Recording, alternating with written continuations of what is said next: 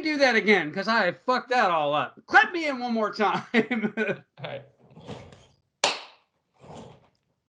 I'm Tony, he's Mike, and we're here to do a quick and dirty on Jake Gyllenhaal and Antoine Fuqua's film, The Guilty, right now available on Netflix. It's a very simple setup. It is all shot at one location, and Jake Gyllenhaal's character is a 911 operator. 911, what is the address of your emergency? I just want to talk to you. Okay, I'm hanging I'm up. just out for a drive, sweetie, okay? Is there someone with you? Uh-huh. Is the person who would know you called us? No. And that's all I'm going to tell you because, first off, interesting fact, this movie was directed remotely from a van. Antoine Fuqua sat in a van and they maintained all COVID protocols because this movie was actually filmed during the whole COVID thing where everybody was keeping 6 feet away. So if you pay attention to the film, you'll see the fingerprints all over it where no one is ever closer than 6 feet from Jake Gyllenhaal at all times. I just thought that was an interesting fact. I wanted to throw that out there for you. But Mike, thoughts? Yeah.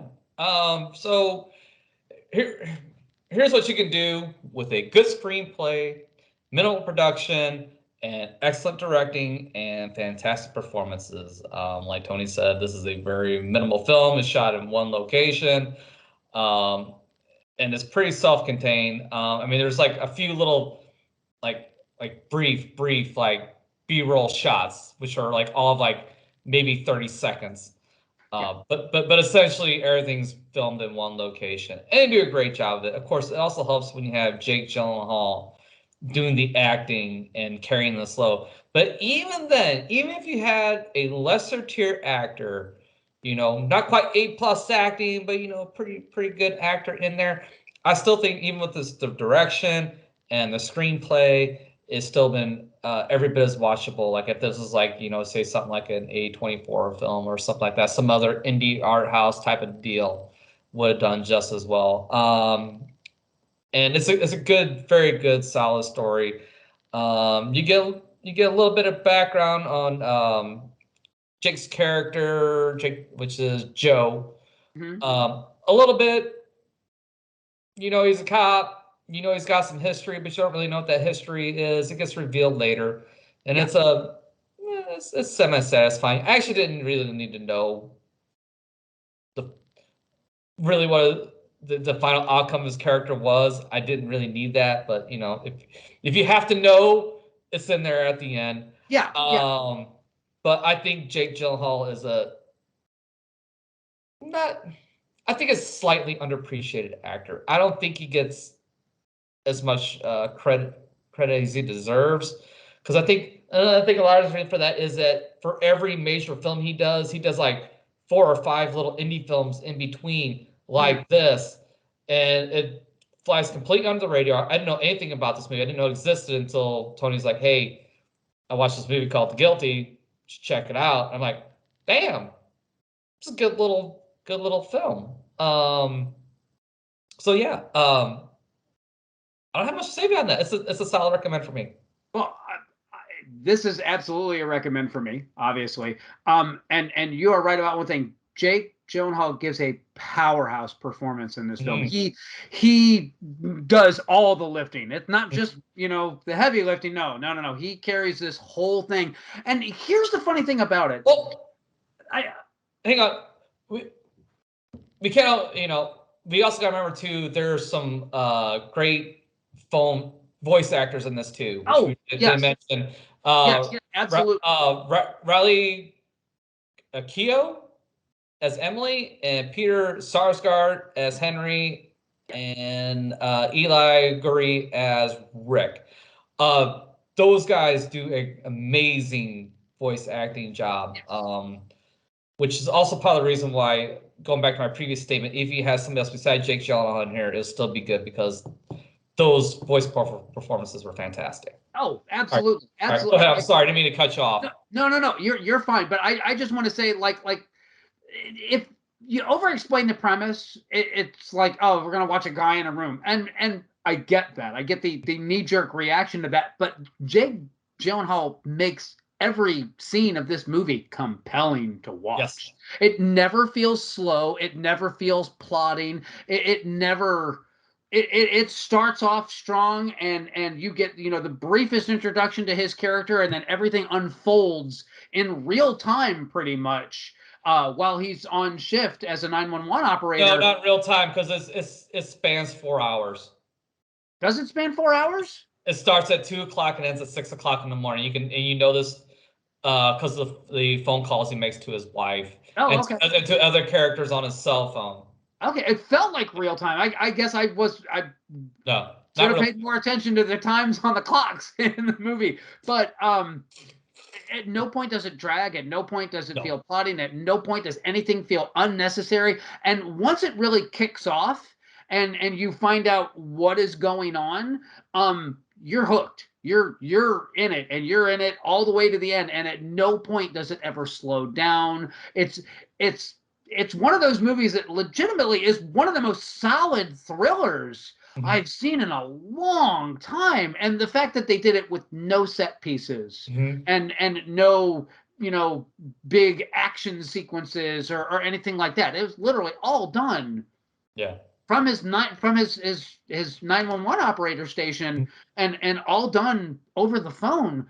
It's kind of mind-boggling. This is one of those movies that lets you know just how lazy some big budget films are when it comes to their screenplays. Because if you can get this much enjoyment out of a film about a guy sitting in front of a computer bank with a phone on, and it can be this compelling and this interesting, why can't a Marvel film do that with $220 million and a truckload of special effects? Or a Netflix vehicle with The Rock, Gal Gadot, and Ryan Reynolds. Exactly. This was, and I watched. That's the other thing too. That movie came after I watched this one. I watched The Guilty, I think, on Tuesday night, and I watched this one last night. And I got to be honest with you, it's like after you watch this, everything else is going to be kind of lame by comparison. It's going to pale. And the fact that you're absolutely right. It did color my review of Red Notice a bit, because that had so much of everything. And yet at no point was I ever as engaged as I was with this. And we're not trying to be obtuse by not telling you the plot. This is so much better going in blind, so I don't want to get into any spoiler territory in this one at all. But all I can tell you is that I've watched it twice now. It's just as engaging the second time as it is the first, and you will pick up a lot of nuances and things in the second go round as the first. So it's immensely rewatchable, unlike Red Notice. I honestly, I'm just going to say this. I really hope that Jake Gyllenhaal gets an Academy Award nod for this. This is the most compelling performance that he's done since Nightcrawler. And Nightcrawler was really great.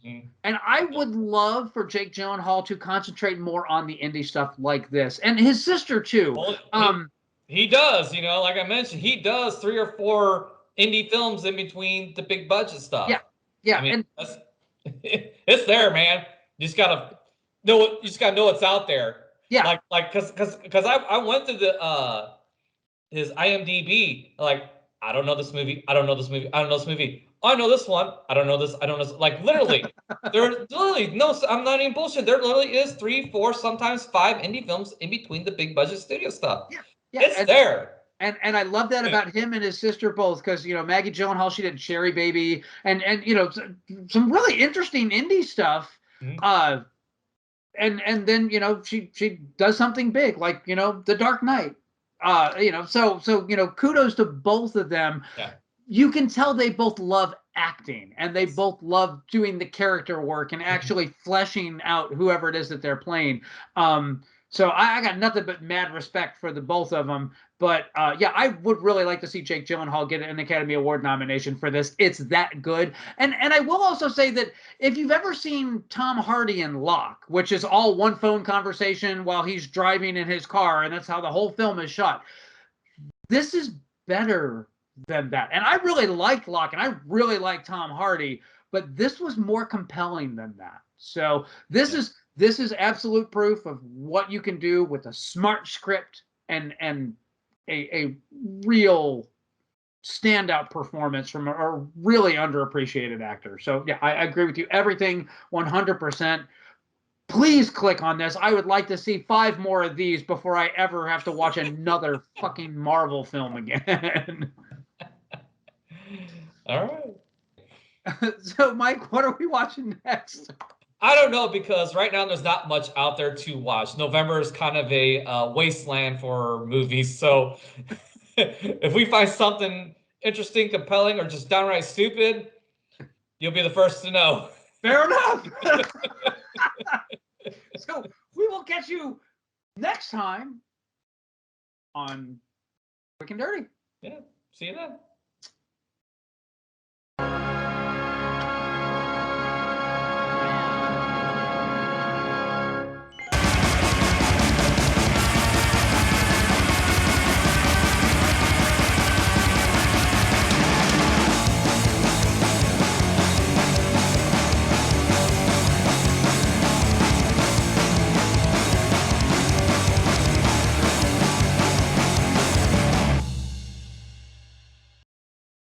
Well, they'll figure it out when we figure it out. So I don't know. You know, hang on a second. We'll take a quick peek. If we can't find anything real fast, then I know there's something that's coming up right around Thanksgiving. And I hope it doesn't interfere with my Hallmark Christmas movie marathon.